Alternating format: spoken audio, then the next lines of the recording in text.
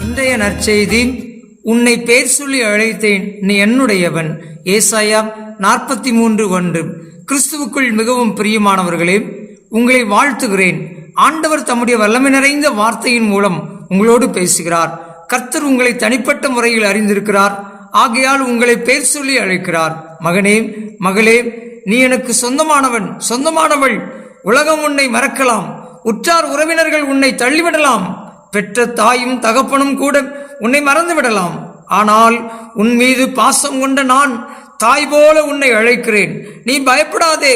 தாயின் கற்பத்தில் உருவாகும் உன்னை நான் உன்னை அறிந்திருக்கிறேன். நீ எந்த இடத்தில் பிறந்தாய், என்ன சோதனைகளை சந்திக்கிறாய், உன் மனதின் வேதனைகள் என்ன என்று அனைத்தையும் நான் அறிந்துள்ளேன். நீ நெருப்பின் வழியாக சென்றாலும் நான் உன்னோடு இருப்பேன். தீயின் வழியாக சென்றாலும் அது உன்னை சேதப்படுத்தாது. ஏனெனில் நீ என்னுடையவன்.